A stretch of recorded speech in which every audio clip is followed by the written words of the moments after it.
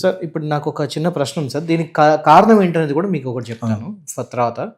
Sir ఇప్పుడు మన మన మన ప్రస్తుతం ఉన్న సమాజంలో 3 టైప్స్ ఆఫ్ పీపుల్ ఉన్నారు. ఒకటి బిలో మిడిల్ క్లాస్, ఇంకోటి మిడిల్ క్లాస్, ఆ తర్వాత ఇంకా అప్పర్ క్లాసెస్ వాళ్ళు ఉన్నారు. ఈ 3 క్లాసులలో ఎవరు ఎక్కువ డ్రగ్స్కి బానిస అంటే ఏం చెప్తారు సార్? ఎవరు అతీతులు కాదనే చెప్పాలి. ఓకే. ఇప్పుడు హై రిచ్ క్లాసెస్లోని ఈ మధ్యకాలంలో స్కూళ్ళల్లో చూస్తే దరిద్రమైన వ్యవహారం. ఎగ్జాక్ట్లీ. స్కూళ్ళల్లో చూస్తే చాలామంది రిచ్ కమ్యూనిటీకి చెందిన పిల్లలు దీనికి ఒకసారి చూద్దాం, రెండోసారి చూద్దాం, వాడెవడో క్రికెట్ ఆడుతుంటే అబ్బో 6లు కొట్టినాడంటే ఏమి ఎట్లా కొట్టినాడంటే నీకు చెప్పనురా అని చెప్పి ఈ నార్కోటిక్స్ తీసుకుంటేనే 6లు కొట్టినాడను ఇట్లా అపోహల వల్ల రిచ్ క్లాసులకు ఏమవుతుందంటే తల్లిదండ్రుల పర్యవేక్షణ పిల్లలపైన ఉండదు. ఈ రిచ్ క్లాస్ పిల్లలకి తల్లి తండ్రి ఇద్దరు వాళ్ళ బిజినెస్లో వాళ్ళ పనుల్లో వాళ్ళు బిజీగా ఉంటారు. కావలసినంత డబ్బు చేతికిస్తారు. సో వాళ్ళకి ఏమిటి ఏదో మజా చూడాలి. ఆ వయసు అట్లాంటిది. ఎందుకంటే వాళ్ళు ఉత్సాహంగా ఉంటారు, ఉరకలేస్తూ ఉంటుంది, హార్మోనల్ ప్రభావం ఎక్కువ ఉంటుంది.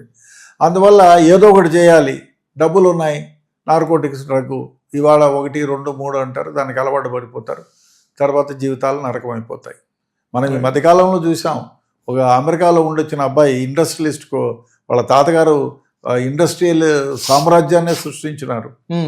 సో ఆయన ఇండియాకు వచ్చిన తర్వాత ఆయన నాకు ఐ వాంటెడ్ టు బి అదే ఎండీనో ఏమో కావాలంటే వద్దురా నువ్వు అని 4-5 కోట్లు ఇచ్చాడు.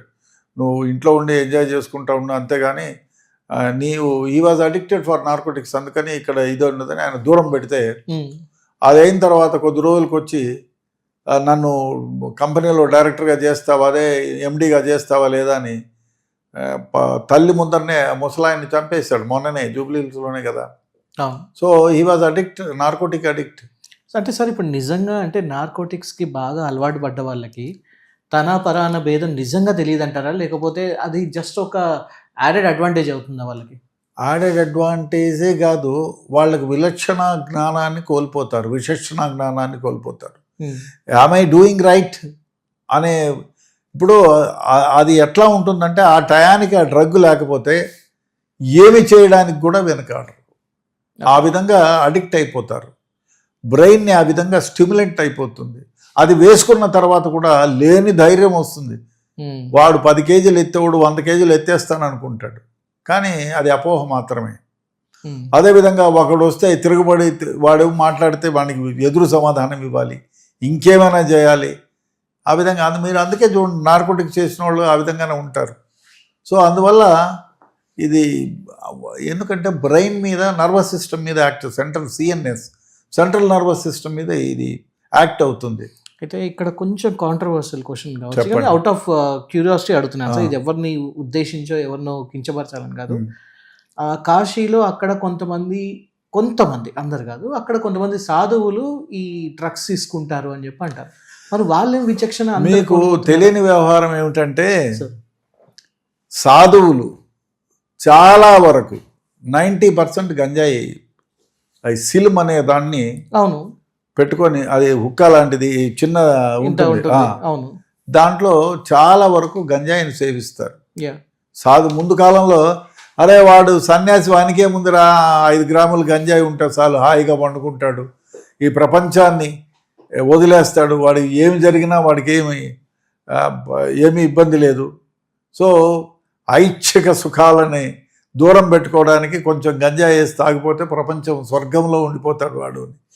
చాలా వరకు అంటే ముందు కాలంలో చాలా వరకు సన్యాసులే ఈ గంజాయి, వాడు గంజాయి తాగుతుంటే సన్యాసులేరా వాడికి అంటే, ప్రపంచం నుంచి దూరంగా బ్రతకడానికి, దీని గురించి ఆలోచన చేయకుండా ఉండడానికి ఈ గంజాయిని ఓపియం లాంటి దాన్ని వాడేకునేవాళ్ళు. ముందు కాలం నుంచి కూడా సన్యాసులే వాడతారనేది.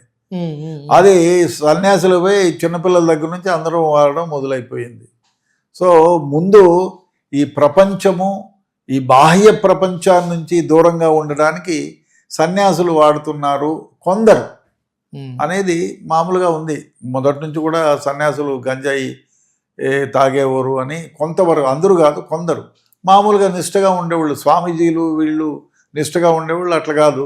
కొందరు కొండల్లో ఆ అడవుల్లో ఉండే సన్యాసులు కొంతవరకు సంసార సుఖాల నుంచి దూరం ఉండాలా, అందరినీ మర్చిపోవాలంటే కొందరు ఒక లిటిల్ పర్సంటేజ్ తాగేవాళ్ళు. అయితే సార్ ఇప్పుడు అంటే ఇప్పుడు ఒక సైక్రాటిస్ట్ దగ్గరికి కొంతమంది ఏదో ఒక పెయిన్తో వెళ్తారు, కొంత ఫోబియాస్తోనో కొన్ని చికాకులతోనో తట్టుకోలేని సిచ్యువేషన్.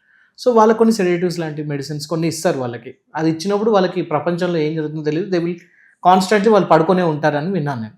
సో ఇది కూడా అలానే వర్క్ అవుతుందా వాళ్ళకి? అంతే కదా, ఓకే. అంతే. ఇది కొంతకాలం ఎంత 4-5 గంటలు దాని ప్రభావం శరీరంలో సెంట్రల్ నర్వస్ సిస్టమ్ పైన అరిగేదంత వరకే అది.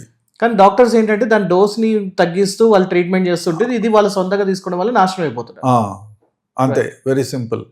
ఇప్పుడు ఏదైనా చిన్నగా పెద్ద డోస్ ఇచ్చి మళ్ళీ చిన్నగా తగ్గించుకుంటూ వస్తే దాని ప్రభావం ఉండదు, దాని నుంచి బయటపడతారు అనేది ఒక థియరీ. ఆ విధంగా జరిగిన సందర్భాలు ఉన్నాయి. దానికి అడిక్ట్ అయిపోయి జీవితాలను నాశనం చేసుకున్న వాళ్ళ సందర్భాలు ఉన్నాయి.